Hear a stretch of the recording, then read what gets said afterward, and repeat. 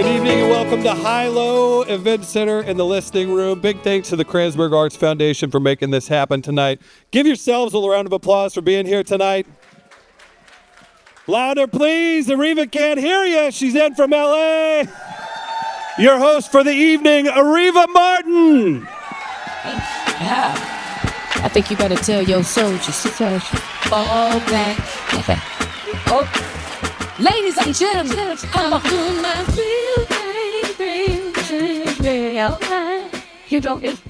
Hello, St. Louis. Hello, St. Louis. Hey. Wow, I see so many faces in this audience, so many friends, so many family members. I cannot thank you, all of you, enough for coming out tonight. We are going to have a great time. Everyone looks so beautiful, beautiful in their pink. Some of you have been to Los Angeles to this amazing pink pump event that my nonprofit gives every year. It is the biggest, pinkest party in Los Angeles.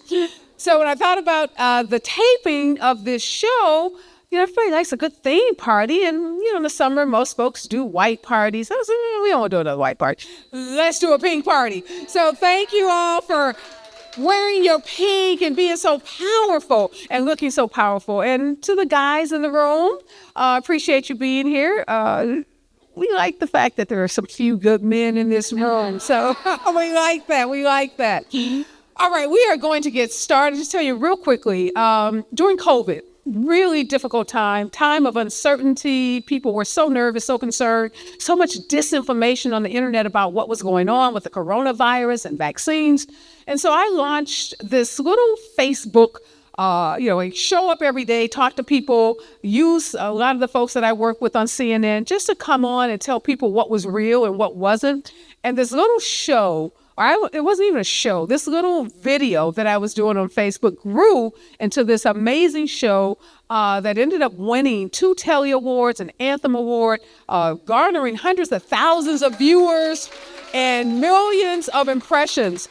And I did it for about 2 years, and I took a little hiatus to go do something else. But I feel like right now in 2024, we are back in the same period, or a period very similar to that period we were in when we first learned that we were going to all be locked in the house for months because of COVID.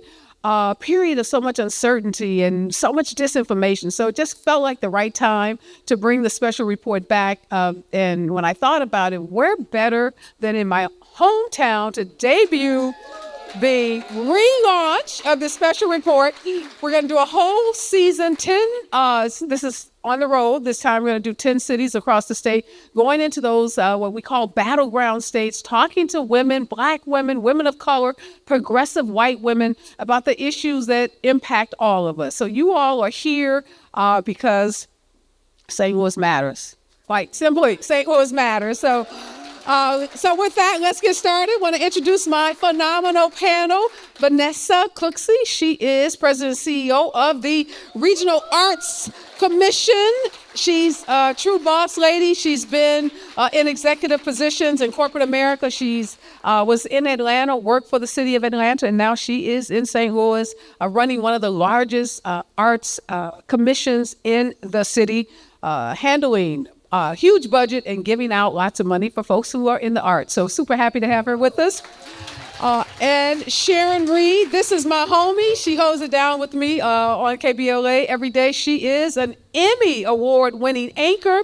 She's from Atlanta, but she used to be right here on KMOV.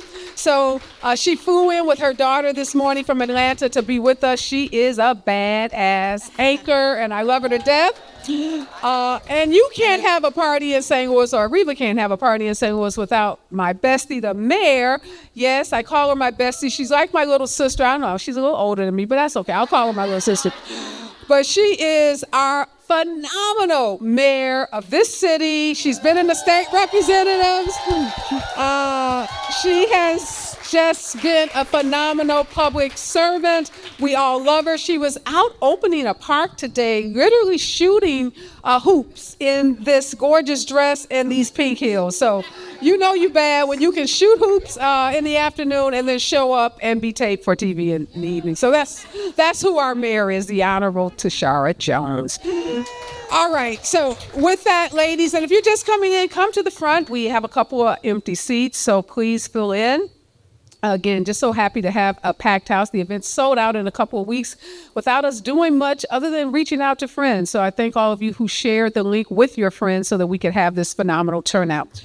All right, Vanessa, starting with you. You used to work in DEI. And for those of you that have jobs with companies or maybe even work in the nonprofit sector, you probably saw that the Society for Human Resource Management is called SHRM. This is this 340,000 member professional organization of human resource professionals. It's led by an African-American man. He's a lawyer. His name is Johnny Taylor. So he recently said that they were going to change their diversity, equity, and inclusion strategy to eliminate the word equity.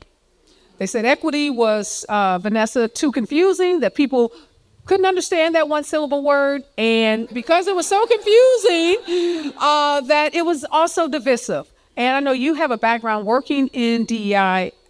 People are just devastated. The backlash on social media was swift and was pretty abusive. Folks, you Google Mr. Taylor, you see a lot of pictures with him and Donald Trump. I don't know if that had anything to do with why we don't have equity in DEI anymore, but how significant? This is huge. Talk to us about this. This is really huge. SHRM actually is the largest industry trade organization for HR professionals. And for all of us who are working, we know how important HR professionals are as it relates to recruiting talent, developing talent, retaining talent. And so this is really important, and it's really impactful to all of us that are in the workforce. And for me, it's sad because I remember a time when SHRM was on the front lines and advocating for DEI. And what this really represents to me is just the cycle that we find ourselves in of being on and off again around support, depending on who's in leadership. Thank you for that, Vanessa. I have to do something really important here. I have to acknowledge Jason. Jason has this incredible coffee company, and when he heard we were doing this, he volunteered to bring coffee, and he was kind of the date of the mayor when she was in her cotillion. He was at least standing behind her. He's my cotillion escort. Yes, he wanted to be her date. So, Jason, you want to give us some of that amazing coffee? Yes, thank you. So let's give a shout out to Jason, his coffee company. Give a shout out to Chris. He's our incredible producer, our DJ, the folks at the door, our production assistant, everyone that, if you haven't had a chance, make sure you get a raffle ticket to get in the raffle for our basket. I traveled from Los Angeles with that basket, checked it, and packed it, and it survived. It survived American Airlines, and it is here. It's an amazing basket. It has all kinds of favorite things, a lot of pink things, so make sure you get your raffle ticket. We're going to raffle it at the end of the night. We're only going to be taping for about an hour. Then we're going to turn the music back on, get a drink, and have a little party. So as Jason is getting us coffee, Jason, okay. Well, we're going to keep going. Care. That's okay. He's serious about his craft. Okay. Love that. Sharon, you are working in newsrooms, have worked in newsrooms all of your career. So you know how communications, what stories get out, what stories don't get told. And right now, I just feel like we are being bombarded with so many negative stories, so many stories that we can't trust. How are we to know what's real and what's fake? Sadly, and I mean, I love journalism, I love media. I think it is the single most impactful thing. It shapes who we believe we are. It shapes who our kids grow up to think they are. And, you know, people don't like it when I say this because I know Donald Trump is the one that coined fake news, and not in the way that he said it. But a lot of it is stereotypes, and it's not real. And people don't realize that we go into those morning meetings and somebody will pitch a story and instantly someone will say, oh, drug related. We don't need to do that. And what they mean is there's a black victim. We don't know if it's drugs yet. And so it's just this constant coding of and shaping of who we are. And every day in the newsroom, it's a fight. And it's a fight that if you're going to take it on, it's going to weigh on you. You know, it weighed on me, it weighed on my career, but I was happy to do it. I was here during Ferguson, and I was relatively new to St. Louis. And I had an aunt here, my favorite aunt, Frances, is here, living here. And so I said, oh, this is great. My daughter's newborn. So this happened, and I mean, I had some great colleagues, but I couldn't believe the kinds of things that were being said. Like, I don't know why they're shutting down the highway. I don't know why they're you don't know why they're protesting. What do you mean? It might be because every time somebody steps outside their door, they're getting arrested for jaywalking and put in this debtor's prison.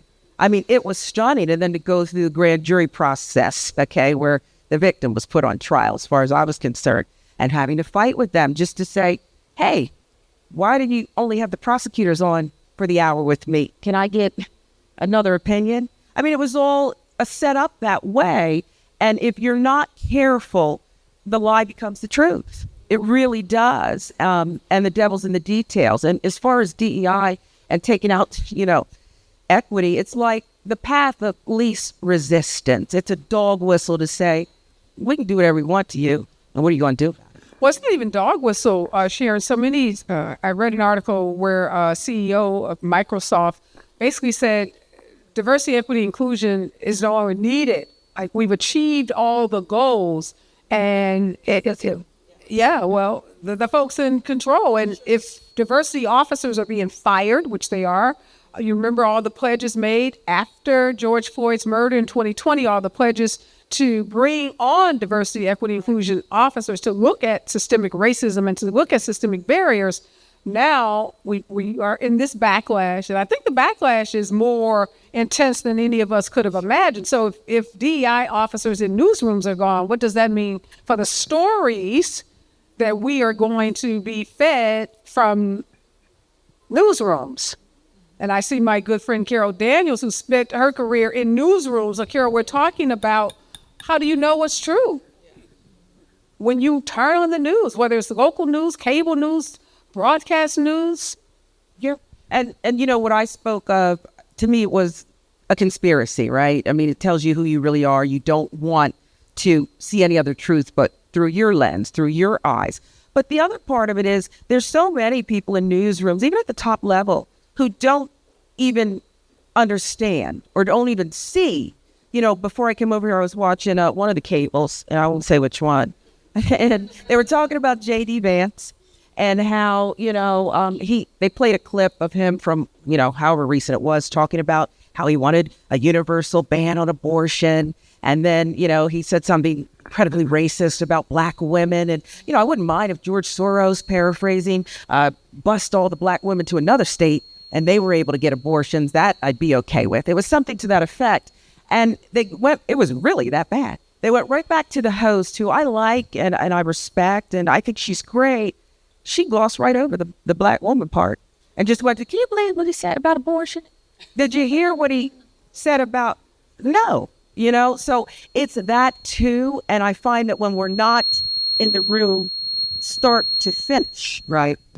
That's a problem, because I don't expect anybody else to live what we live or see the lens through our eyes. I do think we're uniquely positioned as Black women, Black people. We seem to know all about your stuff.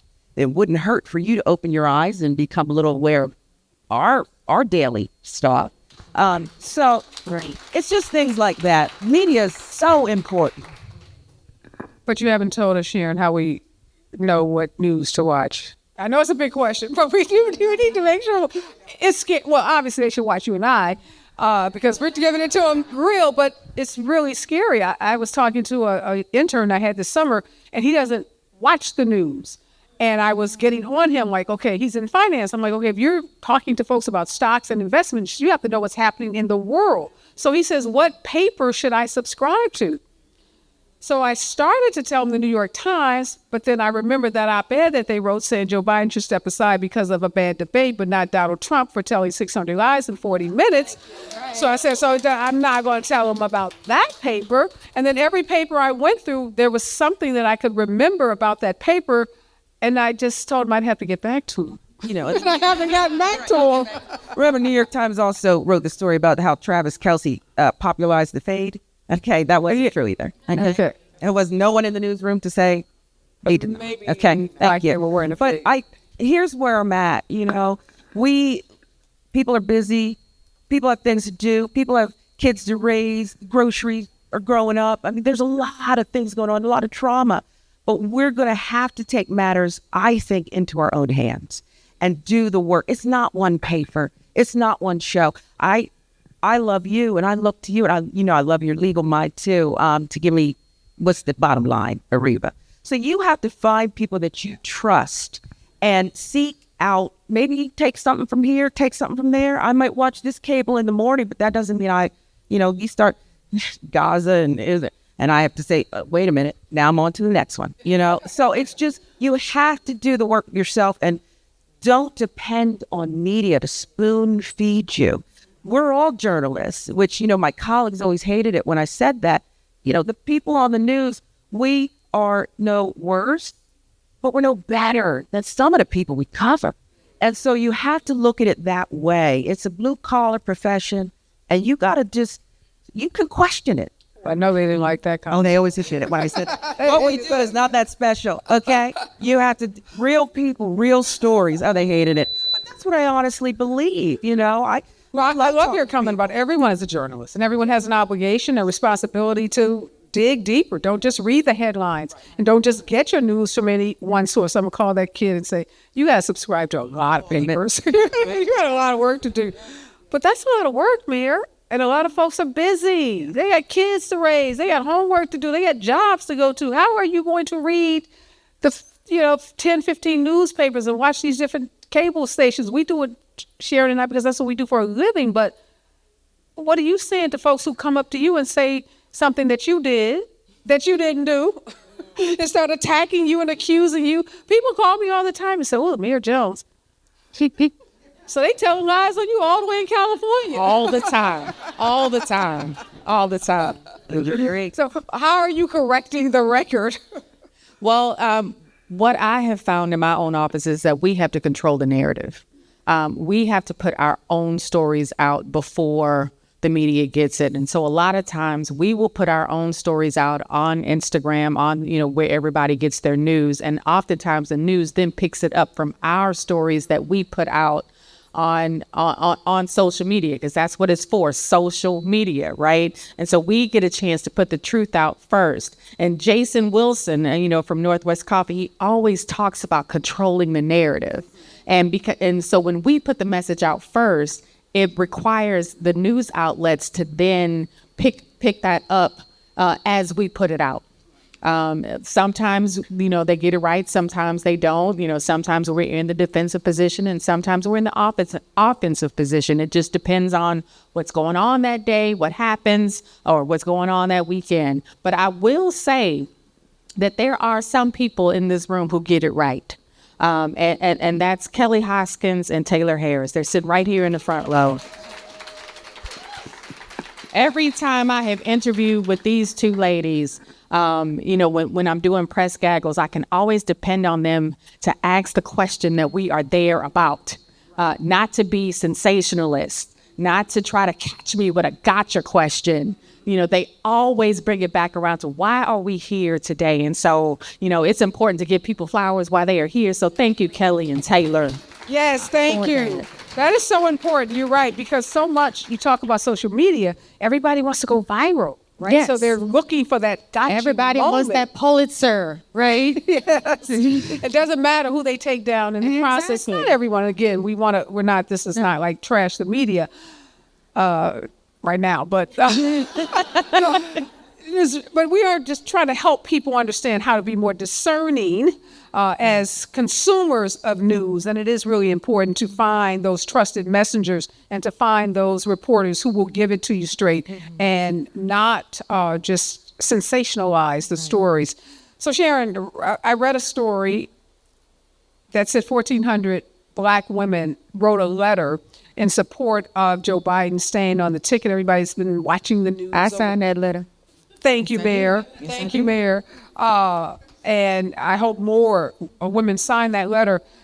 And they criticize the party leaders, the donor class, for creating all this chaos and confusion. And it feels like in this moment that Black women, progressive white women, women of color, are going to be called upon to save this nation. Again. Yes. Because we don't cower. We're not running scared. We're not worried about these polls that go up and down like the weather. We know how to win elections. We know how to turn out our voters. But we're not being heard. I've been in conversations with the donor class, and they're not listening to us in a way that we should be, given our cred, given all the things that we've done. It's not like we should have to prove that we can save the nation again. What do you say to? We're tired though. We're exasperated by this. I am literally on the phone like every other minute with somebody like over this, blow up the party nonsense. And I think again, I come back to what are you going to do about it? Even the best progressive white liberals, they think we're going to stick with them no matter what, because we've proven our worth. We've been good. We've been loyal. We've been decent. We've saved them time and time again. There's nobody stronger than the Black woman. We know how to get it done, right? So we don't have a choice to quit. There's nothing. We have to move forward. And so I think that this dismissiveness is disgusting as it can be. You and I, we were talking a little bit before we came out here about just the bylaws, just election law, and what would happen next. And I think that it's a precarious position because there's certain people who can't lose, and I don't want to be too political, but when Barack Obama beat Hillary Clinton in the primary, okay, he beat her fair and square and he came out of nowhere, right? And people said, oh, it was her turn. It was her turn. He stole her turn. And if they didn't say it out loud, they were thinking that. And so Barack Obama, who already had to make a choice and put someone on the ticket with him to preserve and hopefully win an election. And I'm not saying anything about her credentials. I mean, this is a remarkable woman, Hillary Clinton is. But I don't know if he would have made her Secretary of State, right? It's this sense of we want what we want and I can't possibly lose. Make me whole. And when are you going to make us whole? Or just a little bit of payback, okay? A few slices of the pie. We're always going to do the right thing, and they know that. I can, in an angry moment, say, if Joe Biden drops out and you don't go with Kamala, I'm late for the first time in my life. I tell off people who tell me they don't vote, okay? Vote for the issue. And I might say in a fit of anger, well, then this time, that's it. I'm not going to do it. You are. A few weeks will go by. I'll be on with her. Okay. Areva's real time. And of course I'm going to vote, So I think what comes next has to be mobilizing our power. Like the Tea Party at MAGA. God, it pains me to say they did something brilliant. They didn't do their own thing. They took over the Republican Party and they dared them to push back. And they waited too long and it's MAGA Party now. And I think that there's a way that we can, look how unified we are. Don't believe the lies that we can't come together and do big things. We've always done big things. No. And I think there's a way to do that, impose our will for the greater good of this country. We love this country and we can do better. We did it for Ketanji Brown Jackson. Thank you. Oh, yes. Thank you. We did it. We sure did. Well, we did it in St. Louis for you. Oh, Yes. Yep. Here's Exhibit For the A. greater good. This is Exhibit A. And you have been in politics for a long time. You were in the state rep before you became mayor, you're city treasurer. So you know what campaigns look like. You know how difficult they are. What do you think in this moment, Black women, we should be doing? Again, progressive white women, allies. Because it feels like we need leadership, and we can't wait for anyone to save us. Nobody's going to save us. We got to save ourselves. So we are our own social media. We are our own journalists. We are our own leaders. So we are leading this party. Y'all, Y'all didn't know it, but y'all leading the Democratic Party, right? I mean, you're leading it. You're leading it. Because right now I don't feel like we have leadership. We have the most loyal voting base of the Democratic Party. 93% of Black women vote for the Democrat at the top of the ticket, no matter what. Over 90%. And if we are serious about mobilizing about who is at the top of the ticket, let's talk about this doomsday scenario. For example, if Joe Biden drops out, the only choice is Kamala Harris, period. With a T. Yes. Right, because Constitution says if the president is not able to serve, then the vice president serves. And we pushed for Joe Biden to appoint Kamala as select Kamala as his vice president. And so if this is going to be the scenario where he decides to drop out and no longer be the nominee, then Kamala has to be the nominee, period. And she has to know that we are behind her. We know that she has suffered so much misogyny, racism. She's been the subject of so many attacks. Right. We have never paid so much attention to what the vice president does until she took the position. Never. Most people can't even tell you who the vice president was. Right. Nobody know what they did. Exactly. Nobody even knew who it was until she was in the office. Then all of a sudden they knew she didn't do anything. But how do you know what the job is that she's supposed to be doing? Because you don't know who the last person was and what the job is that they did or did not do. The one guy couldn't spell potato. Who was that? Quail. That's right. Okay. He couldn't spell potato, but we're worried about that. Okay. And I think what we're all saying, and you may not love Kamala Harris, you may not love Joe Biden, you may not love anyone, but we're talking about the principles, right? The democratic principles, those things, not perfect, but things that we care about in our community. Like, candidate is perfect. You went to Hampton. Yes. HBCU. So Trump likes to say he did more for HBCUs than any other president. Ooh, that's a lie. That's a big lie. $500 million under the Trump administration. $16 billion with a B pledged to HBCUs. And student debt cancellation. Student debt cancellation. And those things matter. Again, not perfect, but they matter. And HBCUs, we know, play such an important role in our community. Anybody, by show of hands, you went, your daughter went, your son went, your cousin went, your auntie went, somebody in your family. I'm claiming you, so she went. So, my niece went to Howard. My brother went to Howard. My cousin went to Howard. So everybody knows somebody that went. And if I say this to people, if Joe Biden and Kamala Harris gave $16 billion, imagine when you are lame duck. You know what happens. You don't care about nothing. Right. You can give them $50 billion. You can give them $100 billion. So people aren't thinking about all the big things, the ability to dream. So I was on a call today with Michael Blake, and Michael's a former New York State rep. He runs a lot of political stuff now. And everybody heard of Project 2025? So on Tuesday of next week, Tamika Mallory, Michael Blake, and a bunch of other national civil rights leaders are going to launch Project Freedom. And Project Freedom is because we shouldn't always be responding and having to be defensive and to push back, Vanessa. Project Freedom says these are the things that are important to our community, that we want to fight for, that we want to work for, things like reproductive freedoms, like reproductive health, like Black maternal health, like addressing the fact that Black women die 3 to 4 times more in childbirth than non-Black women in this country.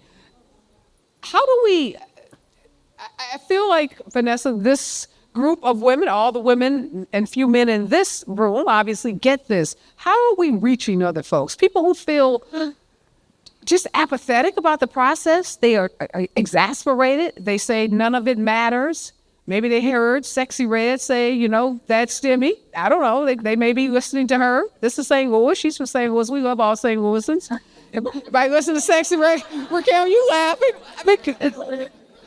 Chris is arranging an interview. I'm going to sit down with Sexy Red to talk to her about her politics. So we're working on that. I'm going to invite all y'all back. Y'all laughing about that, okay? The mayor's giving me the side eye. She's like, Lord have mercy. She really is giving me the side. All right, Vanessa. I think it's really important. Two things. One, I appreciate that you brought up the arts and the power of the arts to move people, to inspire, to help tell the story, tell the narrative, to make sure that communities have voice. And so we have to create opportunities for artists to be involved and engaged at the table. But I think for us right now, what's so important is we have to do this together. We have to ward against isolation. And when you talked about how do we discern what's true and what's false, how many of you have a kitchen cabinet? You know, you have a group of women that you get together and you talk to. Approach your news in the same way. These couple right here. Approach how you take information and how you do this work in the same way. It's like you're going to read all the findings. Yes, hold on, let me ask you this. If you don't have a kitchen cabinet, how do you fill on one? I think the best way to form a kitchen cabinet, I can't imagine that any of us don't have friends, and you can start with one person, and it's whether it's through your community organization, sororities, church, work, school, there is someone of like mind. Even in a social media space, it doesn't have to be a large group of people, but where 2 or 3 are gathered, right? We have the power to make change, and there is a lot of work to do. And so we have to share the load, and we have to have fun while doing it. And the last thing we have to do is get some rest.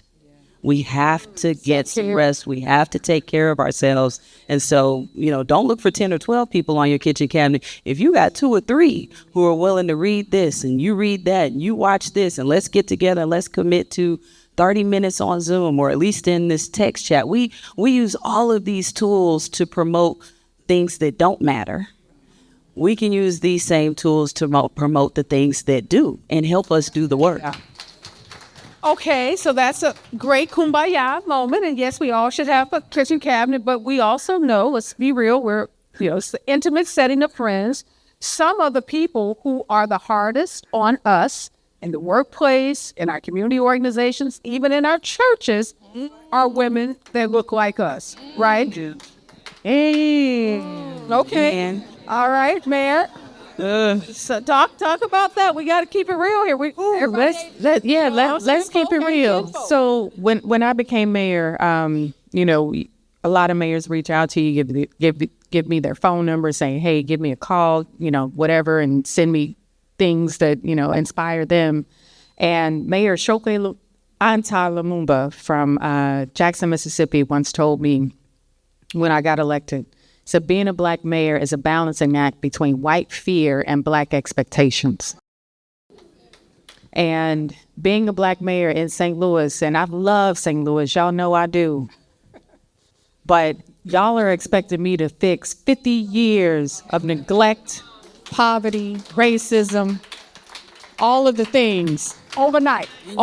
50 minutes. Like that. And yes, I did enter this office with a wonderful gift in American Rescue Plan Act funds, but that's federal money, and it takes time to spend federal money because you got to dot every I and cross every T, or else they will take it back. So I would rather be slow and right than fast and wrong. Yes. And also, I'm being intentional about my decisions to make sure that my community benefits. We are making investments in places that haven't seen investments in decades. But the Wellston Loop is about to build its first new building in over 30 years. And we gave them the last $1.5 million to do so. Farragon Chicago has been raising money for years to try to build that facility in Wellston. When's the last time we saw some investment in Wellston? You know, we're investing in Martin Luther King because we're trying to change that horrible joke that Chris Rock tells us. What happens when you find yourself on MLK Boulevard? Run. We're changing that to stay. So in the next 5 to 7 years, St. Louis is going to look totally different, but it takes time. Change takes time. Just like it took time for our neighborhoods to look like they do now, it's going to take time for our neighborhoods to recover. And I got to give one more shout out. Senator Robin Wright Jones. Hello, Senator. Welcome. She is responsible for me being up on this stage right now. 2004, she and I we were in Boston. We were walking back I was an alternate delegate to the Democratic National Convention. We were walking back to our hotel room, and she looked at me and she said, "I want you to run from my seat when I'm finished." And I was like, "Yes, ma'am." You don't say anything but, "Yes, ma'am." Mm-hmm. And that opened the door for me to become a state rep, to serve as a state rep when she was a state senator. I was in her district. And then to run for treasurer and now to be here where I am now. But it takes women tapping other women and pulling them close and teaching them the reins. And we haven't always agreed. Sometimes, we fight. But we always come back together. We cannot let our disagreements just totally rip apart our relationships and not come back together because the stakes are too high. Our city is too important. Our region is too important to be mad and petty with each other. Let's see. You got something on your chest. Who ain't pissed off the mayor in here? Woo, okay, Mayor. All right. She told you, whoever you are, don't come for our mayor, okay? Do not come for our mayor. Okay. All right, Sharon, we're talking about women not always supporting other women, and so that's so real. So black expectation and white fear. And we know that's used in politics, not just at the local level, at the national level. And that's some of what we're seeing right now as our national party is imploding. Sharon, you're drop dead gorgeous. You got light skin privilege. I know you don't like to hear that, but you do. Straight out of Wakanda. Okay. She's so pretty. You got blonde hair and light skin privilege. So you know, it's your mama and your daddy. You had nothing to do with it. It's just how you were born. But things like that, what you have on, those shoes, that dress, Vanessa's gorgeous, Chanel-looking jacket, all of that creates for a lot of people issues. They don't get to see the brilliance that you are as a journalist and get to see the person that you are because they're so busy worried about what you look like and what you got on. And so that's real. How do you deal with that? How do you tell younger women in particular to deal with that? How do you navigate that in the workplace? When I was a lot younger in the business, I'd be lying if I said it didn't bother me. Every comment. Nowadays, I write the viewer back. I used to say the viewer's always writing. I said, well, you don't have to watch and you can go sit down somewhere. But, my daughter tells me all the time I don't know how to dress right. And that's okay. But I think that what I always got was, people size you up before you even open your mouth and they think you're one thing. And then when they would hear me speak, I would actually have people say like, "Oh, I thought you were different." Okay, and that's okay. They thought you were like that's a ditty, right? And to me, that was the beauty, and is still the beauty of TV. In the movies, you show up, you play a character, whatever. But with TV, people really invite you into their homes. Look what you do every day. That's appointment, viewership, and they get to see past whatever the exterior is, right? And they learn that, okay, even if I don't agree with everything that comes out of her mouth, there's a look you give through that glass wall where people say, I heard it too. I see it, and sometimes it's not even verbal. And I think that those are, things that we all have to navigate. I particularly was treated so terribly by older women in the newsroom. And I probably got some places, I was an anchor in Philly when I was in my 20s, which was kind of unheard of. And I was young and dumb. I thought I was just nice to people, they'd be nice back. These people were horrible, okay? Horrible, okay? So what it did for me was, it didn't make me bitter. I got an edge. I got tougher.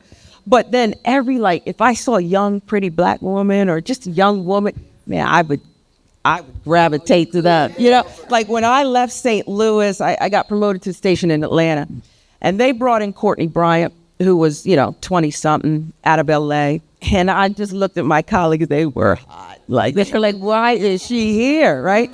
And so I said, the news director asked me, should she replace you? I said, yes.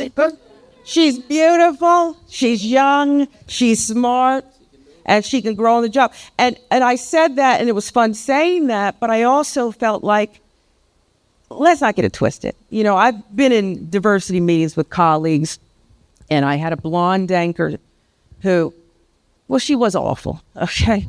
I mean, and I hate to put it, I'm not going to say her name, but she was awful, okay? Awful. This is out of all the reels, you picked her. And I remember the privilege. She sat in the room. There was some incident and somebody got fired for some diversity thing, whatever. And she said, well, I just think that it should be, the best people should get the job. And I couldn't take it anymore. So I said, well, I think you're right, Karen. We'll call her Karen. And I said, but everyone in this room, you, myself included, how do you know that you're the best? Maybe you have the best agent, people know people. The general manager here got promoted to the top job in Atlanta. He said, I need you to come with me. Let's get out of St. Louis. Okay, I think I'm good at what I do, and I'm proud of the way I present, but let's not get it twisted, So that's why I think there's a gift in diversity of thought. A journalist who's older than me or young, everybody can bring something to the table where it gives you a fresh set of eyes. And I always wanted that. I'll ask my daughter things because, you want to stay fresh. So I think that's it. Back to your point too, Areva, you mentioned about leadership. I was going to say this. This has been on my mind. It's like, I kept thinking about the movie, what is it, Hidden Figures? I mean, there wouldn't have been a program without these brilliant Black women. And I think we are rule followers, and we're excellent. And I love that about us. But we sometimes wait until, unlike men, why not say, and I'm proud, okay? She said, you need to run for this seat. But I don't think we say enough, like, I'm next. I got next. Yeah, I want that. You know what I mean? No, a lot of times we're socialized not in to our do this. right. Stay in your lane. Right. Wait your turn. I'm sure you heard that, Mayor. Wait your turn till we pick you. And don't make a lot of noise. Don't bring too much attention to yourself. How do you deal with that, Vanessa? You got a big job. You run a big budget. You manage a lot of people. And we do see in the workplace, in particular, women oftentimes hiding their light under a bushel. Men ain't done nothing but cheated on your paper and then taking it up there like is their paper. Oh, look what I did. Yeah. I have been prepared. I'm sorry, guys. Not the guys. Not the ones in here. I'm not the ones in here. Present company excluded. Yes. Right. I've been prepared to be in this role, and I understand the assignment. So if I wasn't committed to ensuring that St. Louis was a great place to live, work, and visit because of our arts and culture, then it would be easy to dissuade me, or I would be willing to wait my turn. If I waited on permission to do my job, it wouldn't get done because I have commissioners who don't think it was our place to ask for ARPA money. And thanks to this mayor, we received $10.6 million. How much? $10.6 million for the arts and culture. So when you know who you are, you know whose you are, you know what the assignment is, you don't have to wait for permission. But a lot of people, Mayor, feel like they can't, like they've been, they don't have that confidence. What you just described, Vanessa, is a lot of confidence. You're very confident in who you are, what you do, what you can bring to the table. But everybody doesn't wake up like that. They don't grow up around folks like that. They are not poured into in that way.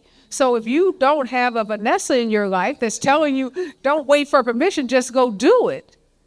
What do you say to that woman that may be in this room, just waiting for someone to push them? I have tons of mentors that I instilled that I have breakfast with or call to make sure that I'm doing the right thing or check in with, that or like our mamas used to say, pull my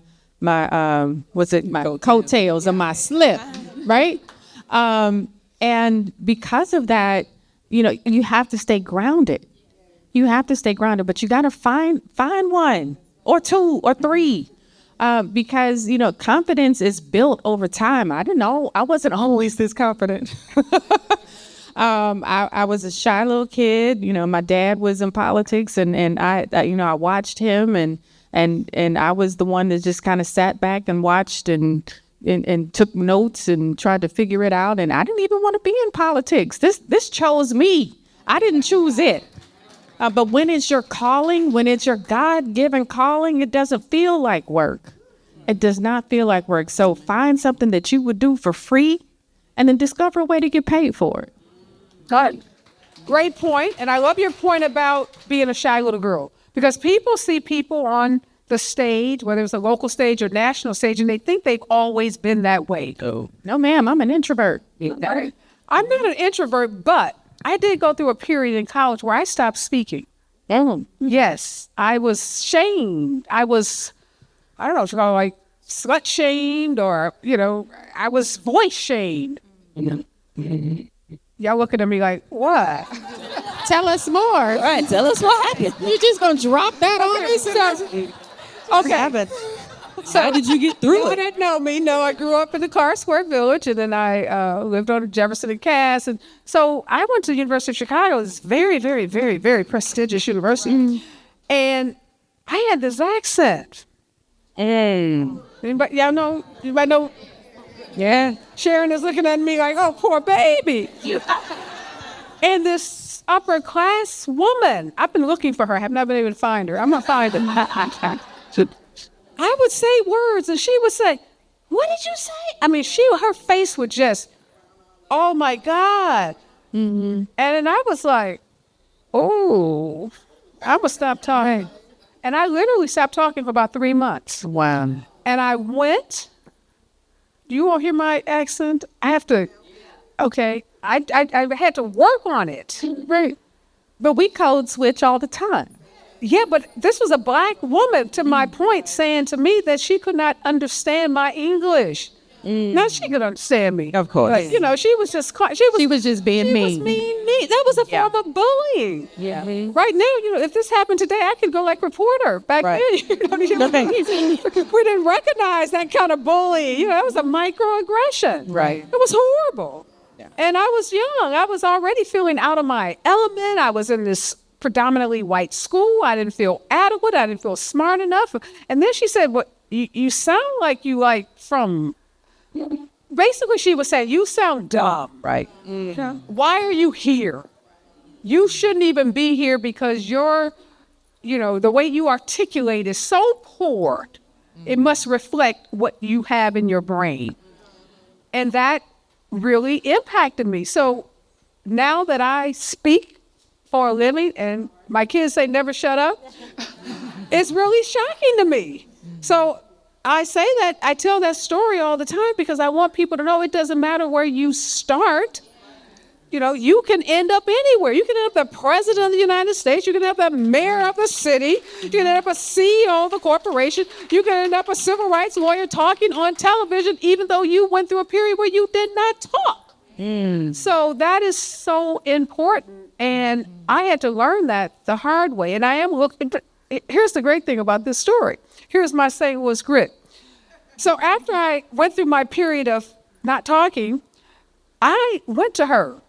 Her name was Angela. And I said, Angela, I'm going to need your help because I'm going to be getting some really good grades at this school. I'm not quite there yet, but you're not going to outwork me. Because one thing if you grow up in the Midwest, I could work.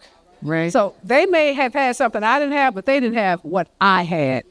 And I said, so I'm going to need you because I'm writing probably the way I'm speaking, and that ain't going to cut it at this prestigious white university. So you, Miss, Long Island, New Yorker, with your fancy education, help a sister out.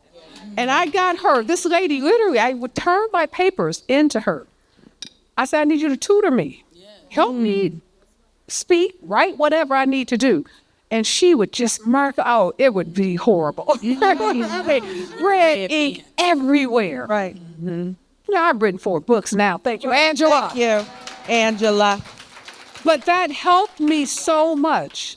It was so sometimes you take, you know, your enemy, right, and you turn them into your ally. Right. They don't have to stay your enemy. And so that, and then we were fine. I mean, I was starting, those C papers became B papers, then became A papers, and I became a writing tutor. I'm like, okay, Angela can do this, I can do this. Right. Turn that into a job. You said turn something you like into some revenue. Yes, so I was a tutor. Absolutely. So, you know, there's a lot we can learn sometimes when those people are coming for you. You can turn that into something that works to your benefit. Doesn't always have to be negative. You want to say something, Sharon? You feel sorry for me. I feel that hug. I grew up right outside of Philly where my mother would say, give me some water and Eagles. Okay, so I had to, you know, watch those things on the air. But I love the psychology of what you just said, because it was like that in the newsroom too, you know. But I was always harder on myself than anybody else. And it sounds like your drive was the same. And so I wanted that credit. It's just going to make me better. Give me more, you know. And I find that, you know, I don't date myself now, but it doesn't seem like there's the next generation wants that criticism. I want to know. Okay. I want to know, you know, what it is. They want it. They just want it gentle and soft. Okay. We're going to be gentle with our Generation Z, our millennials. They want it. I mentor a lot of young women and men. They want it, and I think they get a bad, you know, reputation for being snowflakes and, you know, being soft. They said something like that about us. So, you know, every generation, right? Some critique with the subsequent generation. And see, had Nelly been popular back then, I'd have been real popular with that accent. See, you know, it would have been a whole different situation. Yeah, I see. I'd have been the most popular girl on the campus. Okay, Chris.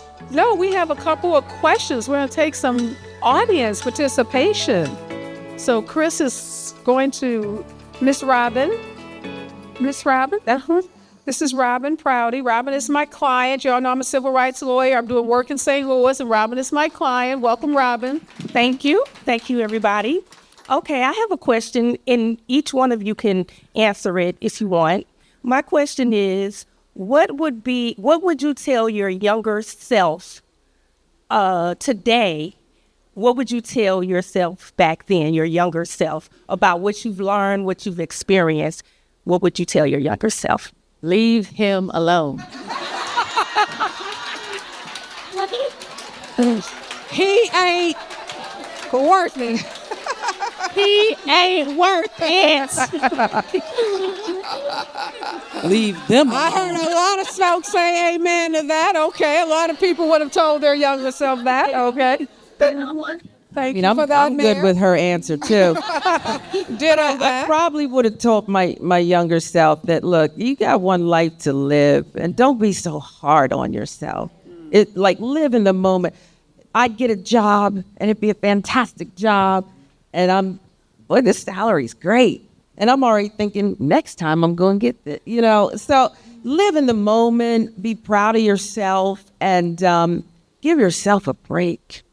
That's what I would probably say. Great advice, Vanessa. I would tell my younger self, your best and brightest days are still ahead of you. I mean, when I look at how good God has been and how my life has been directed, and to have moments like these, you know, had some tough times early in childhood. I lost my dad. And so I would tell myself, your best and brightest days are still ahead. Great encouragement. Wow. I think I would tell my younger self that it is okay to color outside the lines. I think as women, and particularly Black women, and if you grow up poor like I did, people have a prescription for your life. You've got to fit into a box. And I would tell myself, no, you don't have to fit into a box. You can be your authentic self, and you can do, like, I remember when I was a younger lawyer, I have always been colorful. I've always been St. Louis fly. Let's just keep it real. And that ain't the way folks in the legal profession, because we had to dress like the men. And the men wore black and blue rose, right? And so we had to wear little pearls and little, starch shirts. And that ain't me. So people always say, Reba, you want to be a judge? No, because the robe would mess up all. No, I don't want to be a judge. I can't wear the robe. This.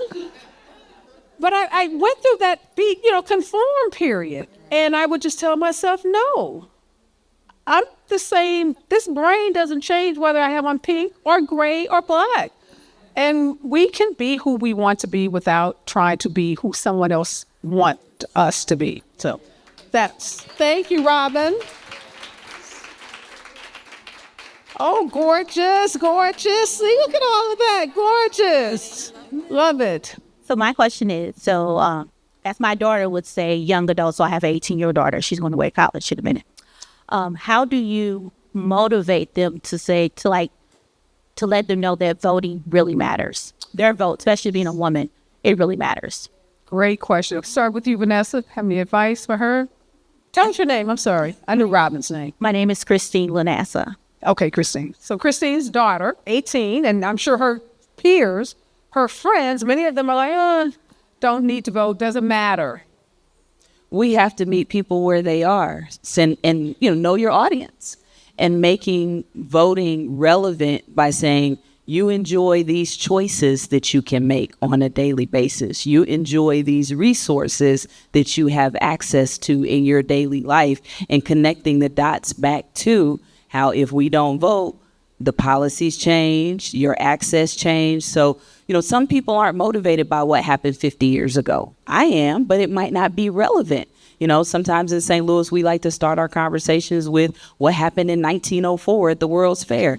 That's not relevant to me. That's not going to encourage me to be here. So knowing your audience and meeting her where she is and helping her understand how the vote connects to the things that matter to her. I would say that the 3 P's are related to how you move through your daily life. Your principal, your school principal, your prosecutor, and your police chief. And know who appoints and who is elected that appoints those positions, or how those positions get appointed. Because your prosecutor, if you have a progressive prosecutor that determines whether or not your prosecutor has diversion programs and cares about people's whole and well-being like our current prosecutor does, or your police chief that cares about community policing and also diversion programs and cops and clinicians, and making sure that we're deploying the right resource to the right call, and community policing, and making sure that all of our officers are CIT trained so they can respond when someone's in mental health crisis. And then your principal decides whether or not you stay in school or get kicked out for a minor infraction. And that changes the trajectory of your entire education. So who appoints the principal? The school board. And we don't even vote for school board. Nobody shows up to vote in those elections anymore. Nobody shows up to vote for the mayor who appoints the police chief. Nobody shows up to vote for the prosecutor. But those 3 positions decide how you move through your daily lives. And so we need to be drilled in on those 3 positions. And I would just add to that, for the 18-year-old, we know that generation was heavily involved in Black Lives Matter. And they paid a lot of attention. Many of them were out, they were members, they were protesting. And that conversation about your prosecutor is the perfect conversation to relate to Black Lives Matter. Why were we marching? What prompted Black Lives Matter? Why were people out there because of George Floyd after he was murdered? What happened with Mike Brown here in St. Louis? And making sure that 18-year-old understands the prosecutors are going to make the decision about who gets prosecuted when a young Black boy is killed on the streets of St. Louis. Right. That principal decided whether or not Michael finished high school. Yes. That principal decided that.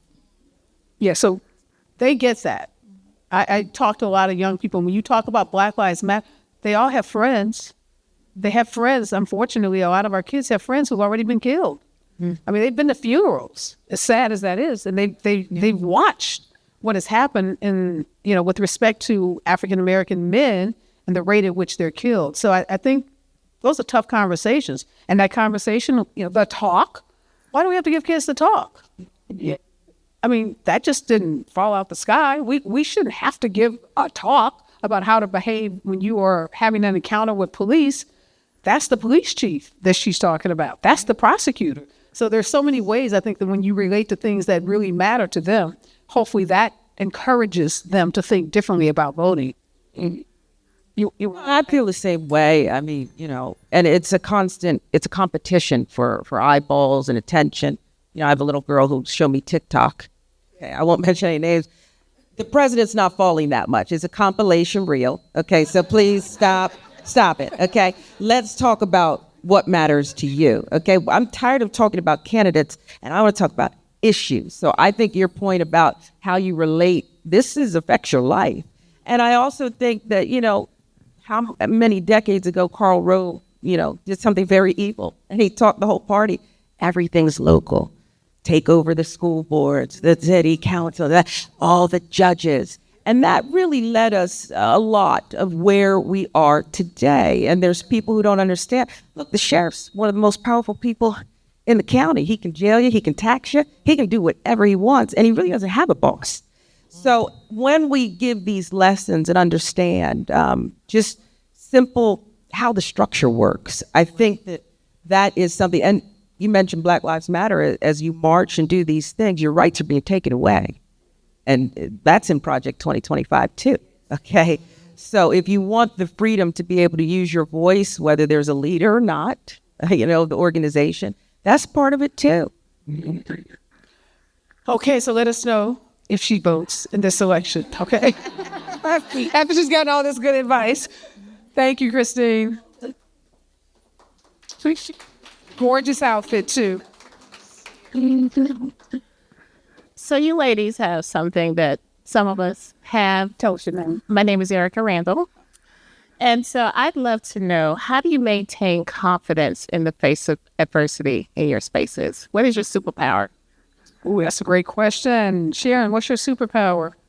I fake it a lot because I used to, the first couple of times, let's say you're on that desk and I'd be so nervous that I just fake it. And then you just stop being nervous. You're just talking to a friend. But I think it goes back to not being so hard on ourselves. When I realized that, everybody makes a mistake. It's just the way you react to it. Like when you're watching TV and you see somebody trip and then you get embarrassed. It's something that we all go through. So for me, confidence is just go for it. And then when all else fails, I just say smile. Show those beautiful teeth. Okay. Right. And when you smile, it kind of puts people at ease and they not as judgmental. But, I don't know if that helps or not, but fake it first and then you'll make it. Then smile. All right, Mayor, what's your superpower? I don't know. I just, oftentimes I think about what my kid will think about the actions that I take. And I think about, the moves that I make and how that will build a city that he would be proud of saying that I'm from here, or even proud to come back to at some point. And so having that as sort of my North Star gives me confidence to make a lot of the bold decisions that I make. Okay. Vanessa, superpower? Really two things. I go to bed and I get up. Sometimes just go to bed. And then you get up and you do it again. You just go to bed and get up and try again the next day. Right. And I'm also, a lot of my confidence comes from, I'm very blessed. I have people in my life who love me unconditionally. Yes. And I think that is the greatest thing that we can experience, is to have at least one person who loves you unconditionally. Yes. Great. I think my superpower is my work ethic. I am so proud of that. I am just so proud of that. I just learned really young how to work. And when I become doubtful about something, or I think somebody's going to do something better than me, or I should be doing something better, I just say, just work at it a little harder. So find what you're good at. It could be baking cakes or braiding. I don't know. It could be any number of things. And I find when you do more of what you're good at, you just instantly feel more confident because you're better than that person next to you that can't bake that cake. So I always tell myself, you know what, you might be smarter than me, you might look better, you may have more money, but you are not going to outwork me. That just gives me confidence. That's just my confidence. All right, Chris, we have 2 more questions, and then we are going to get to this party. This pink party. Hi. 25-year wedding anniversary this weekend. The best 25 years of her life, I was told by Mr. Keith. Of his life, Areva. I know you love him, just repeating but of what his Keith life. said. Yes. Okay, I love you, but keep rise for me, so. Yet I'm here too. Both of your lives. That's right. That's right. Well, listen, I know all of you. I have had the pleasure of interacting with each and every one of you here on this stage, and I know that you guys are phenomenal women. But I do not want to gloss over this Project 2025. It is too important. So for any of these potential Trump voters that may be in this room, I really need for each of you to at least express how you feel personally about this 2025 project, because it could literally change our lives. And this is something that us as Black women can't change if it happens. Yes. So please. Great. Thank you so much. Sharon, you and I talk a lot about Project 25. Just like the 3-second summary of what it is. I mean, it's a document, I really think, to our demise, okay? It tackles everything. If you think you're going to grow old and get the benefits you worked for, you're not going to get that, okay?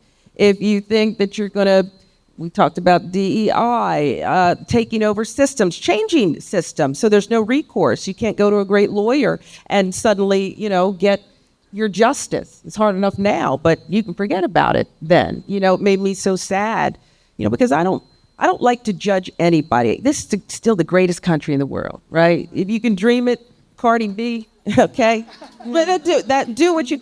And so when I saw Amber Rose, give that speech, it's not that we are like these crabs in a barrel. We're Black people that don't allow, thought and freedom of thought. It was that she stood before our eyes on this world platform, and she talked about how she had studied and researched, but there was no substance there. What did you find? Did you look that up? Because they're talking to you. And so that's what hurt me so much about that. It's like, you've wasted this enormous reach you have. You've wasted it. That's just the way I feel. I almost want to talk to her. I interviewed her one time, but that's not different. Let's give Taraji Henson a big round of applause. Bless her. Because it was Taraji that caused Project 2025 to start trending on social when she talked about it so much as she hosted the BET Awards. Right. And it is this 900-page document developed by the Heritage Foundation, which is this conservative think tank. And they're progressive think tanks. Whenever there's going to be a change in administration, these think tanks develop these policy kind of roadmaps. And the administration goes into office. There may have been one that was given to you. They don't have to follow it. The thing that's so dangerous about Project 2025 is over 140 of the people involved in the development of it are former Trump administrators or current Trump advisors. So this is like his kitchen cabinet that has gotten together to develop this document. And it's a roadmap for how to really dismantle our government as we know it. And if just, I won't nerd out on you, but from a legal standpoint, the biggest premise of Project 2025 is to eliminate federalism. So federalism is that which says that the states can't just trample on our rights. So if you are being discriminated in the workplace, there's something called Title VII. There's the federal civil rights statute that prevents workplace discrimination. Project 2025 says we don't need any federal statutes. We don't need any federal judges or any federal system to protect the rights of individuals. We're going to give it all back to the states. Now, we all, St. Louis, we live in a red state. So you all, I need not tell you what this red state and, the GOP has done. So all of these red states then would have control. And if they decided that there's not going to be anti-discrimination laws, You can discriminate against people who are black, who are Latino, who are over 40, who are disabled. There would be no recourse. So that is what is so scary. Again, our government is so imperfect on so many levels, but it is the federal system that protects us. Even whatever protections we do have, it comes from this concept of federalism, that the federal government preempts state government on so many of these issues. So that is what is scariest to me as a lawyer, that if I can't file a federal civil rights discrimination case because you've been discriminated against, and the state has done away with any state discrimination laws. Well, right. Project You just 2025. discriminated against unemployed black person. Right. It's the final piece in the puzzle. It's the final piece in the puzzle of what has already been going on over the last decade or two. It started with the takeover of our state houses by Republican legislators, by supermajorities that then started taking away our rights one by one by one. It was the not appointment of Supreme Court justices when Barack Obama was getting out of office to save that seat for Trump to then appoint a conservative majority on the Supreme Court that then took away our abortion rights, that then took away our rights one by one by one. And then now, what do you think is behind, we don't have abortion right. We don't have abortion rights. They are also trying to make sure that also in Project 2025 that you can't, there are no more no-fault divorces, that you will have to carry babies to term because they want to control our bodies. This is the final piece in the puzzle of total domination of our country, and we should be very, very afraid of what happens in November, because this is dangerous for our democracy. Dangerous. And if you saw the appointment of a selection of J.D. Vance as the VP candidate, so J.D. Vance is a 39-year-old Yale-trained lawyer, venture capitalist, millionaire, highly connected to the Silicon Valley venture capitalist tech industry. So he brings a lot to the Republican Party. One, youth. So he's half Donald Trump's age. He's more conservative, if that's possible, than Donald Trump. He's tied to big money donors. He doesn't believe not only abortion, no exceptions for rape or incest. Right.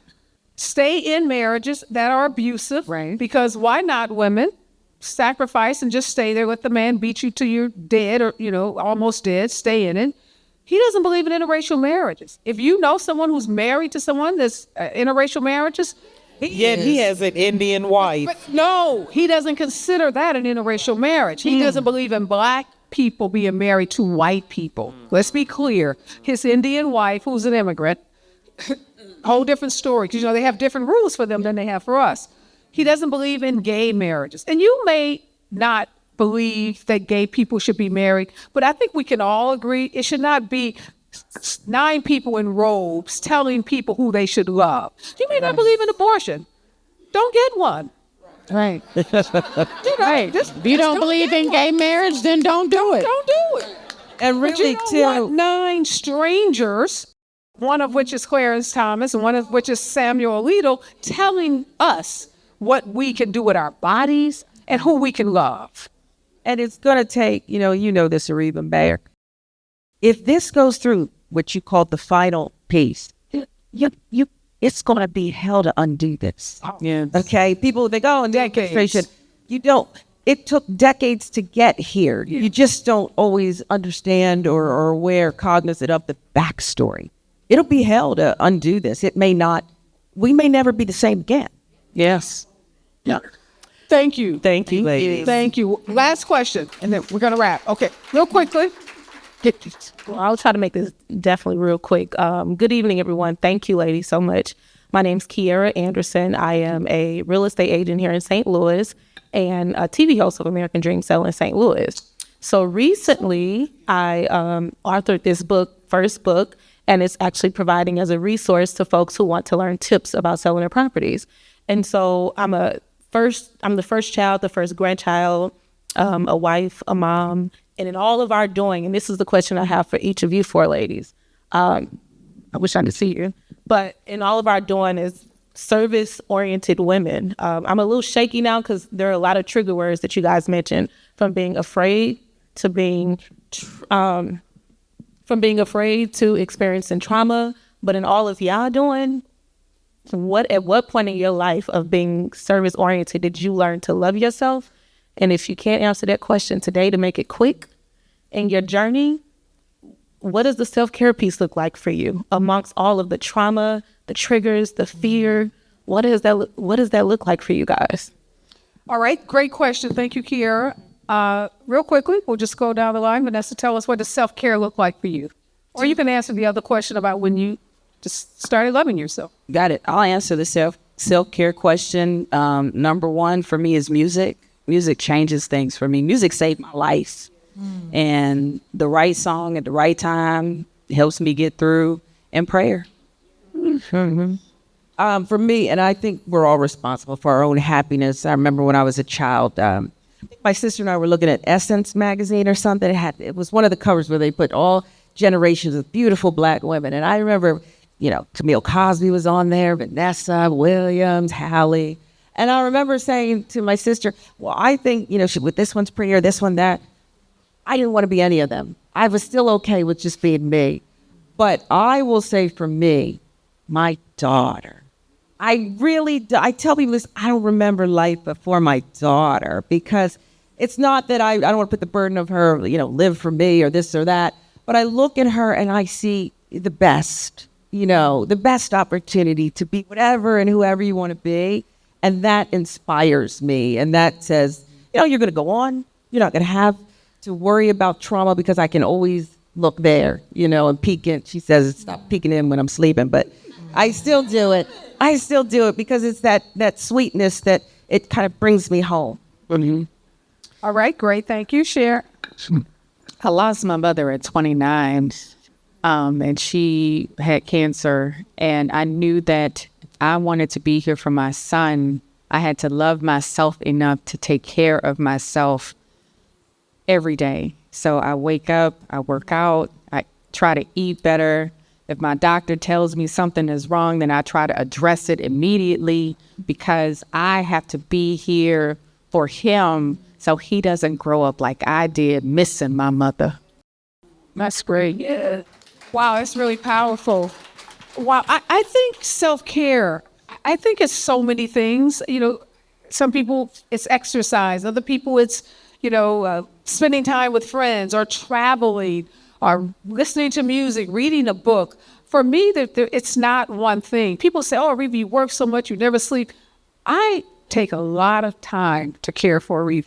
It may not look like that to people, but I cherish I have 3 kids, and I feel like you. I have to be around. I want to be around for my kids. I want to be there for those milestones. So I find time to read. I am an avid reader. I read a lot of books. I watch I binge senseless TV. I will watch the same series over and over and over and over. I get to the point where I know the script. I know the lines. Because I'm not thinking. I'm just My there. guilty pleasure is Tyler Perry movies. I like gangster genre. I'm Sopranos. I'm Queen of the South. I'm Ozark. So that's I'm Godfather 1 and 2.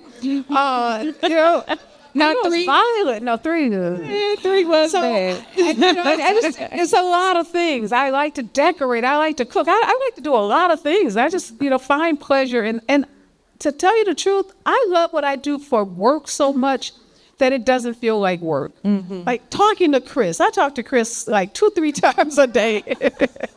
We just talk. So self-care is this big umbrella. And I think society sometimes tries to tell women, this is self-care. You got to, go to a spa. You got to. It's whatever you want it to be. Makes you feel energized and feeds your soul. There is no one way to care for yourself. All right, thank you so much, Kiara. Good luck to you in your real estate business. This brings this phenomenal night to an end. Not this taping of the special report. I am so happy and so grateful to each one of you that dressed up in your beautiful pink, showed up to be a part of this live taping. This episode will be the first episode of this entire season. It's going to drop in August. If you haven't already done so, please subscribe to the YouTube page. We're going to do a raffle for our basket. Somebody's going to go home with that beautiful basket all the way from Los Angeles. Let's do that right now. Okay. Got to be here to win. Our winner is 355179.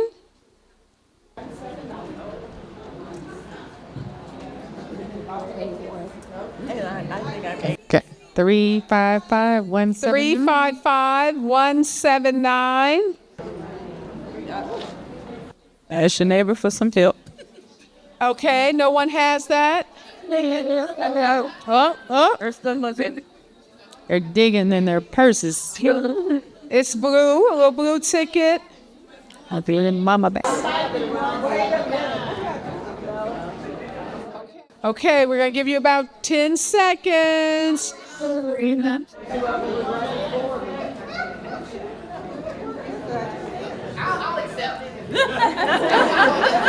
Right, We'll share Lakeisha, my it. staff will accept a gift for. We got to go on. We're going to find a winner, though, tonight. 355168.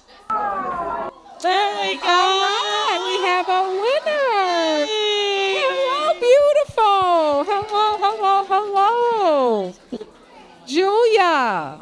Thank you. Julia, that is your beautiful pink basket. Make sure you claim it as you walk out. Everyone, so make sure you subscribe to the YouTube page. We're going to drop this the first week in August. Look for other episodes. We'll be on the road with the special report. And again, thank you for being here.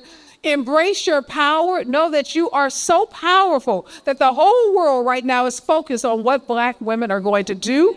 And we are going to show them, because we're going to show up and show out, and we will save this country more again. All right. Again. Have a good night.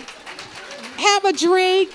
And enjoy the music from our DJ. Let's give him a big round of applause. Give yourselves a round of applause. And enjoy the rest of the evening. Thank you. Big round of applause for our panelists. The Mayor, Sharon Reed, Vanessa Cooksey. Thank you, ladies. Amazing. Thank you.